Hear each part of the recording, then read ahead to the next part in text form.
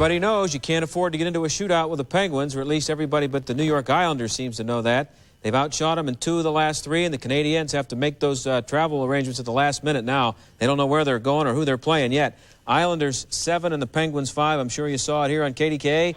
Second period, 2-1 Islanders already. Ulf Samuelsson. Mario Lemieux gets it along the boards, and watch him go. He beats Glenn Healy. It's 2-2, 1:16 into the second.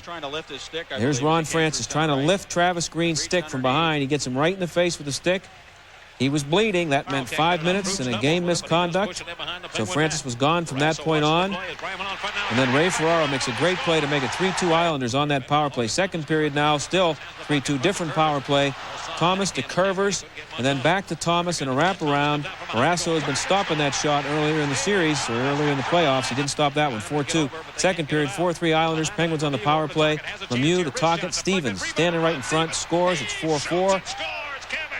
Still in the second period, 4-4. This is a huge play by Glenn Healy, who played great all night long. Great move by Yager. He stopped by the post, and then he stopped by Healy with a tremendous save. Then in the third, it's still 4-4. Brian Mullen. You got to wonder how Mrs. Mullen, their mother, feels about that. That's Joey's brother. He put the Islanders ahead. They never were behind after that. 5-4. Third period, Ray Ferraro to Steve Thomas, who came alive tonight. 6-4 Islanders. Penguins on the power play. Late in the third, Murphy with a shot, deflected by Stevens and in. That made it 6-5, and the empty netter made it 7-5. And let's go to Paul and Mike. Well, John, as you look at this game, it was 4-4 going to the third period. The Islanders did not want their season to come to an end. They wanted to force a 7th game. If we lost, we'd be playing golf tomorrow, so it gave us that much more incentive.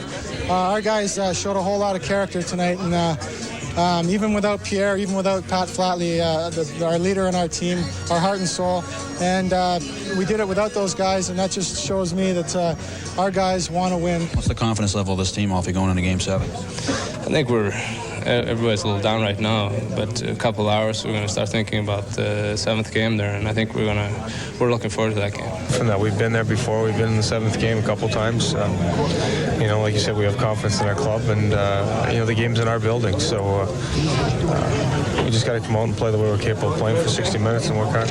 Mike, the Islanders have believed in themselves right from the beginning of this series. When they won the first game, you had that feeling it could be a long series. I don't think anybody thought it would go 7 games. Well, I think they built on the momentum they had from Washington. They beat them in 6 games. They lost their best player, and they came out and they won the first game in Pittsburgh. It gave them new life, and they forced the issue against the Penguins. They're a hungry hockey club right now. They want to win. I think the Penguins' talent, of course, has been there all along, and now we're going to see whether or not they can prevail in a 7-game series. The Islanders have history on their side against the Penguins. They won in 75 in 7 games. They won here in 5 in 82. So the Penguins are going to have their work cut out for them. There's no question about it. It's a very gritty, strong, and well-coached team.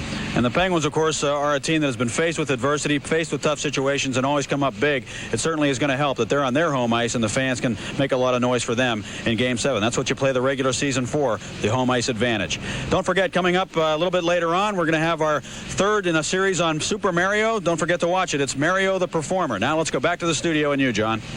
Okay.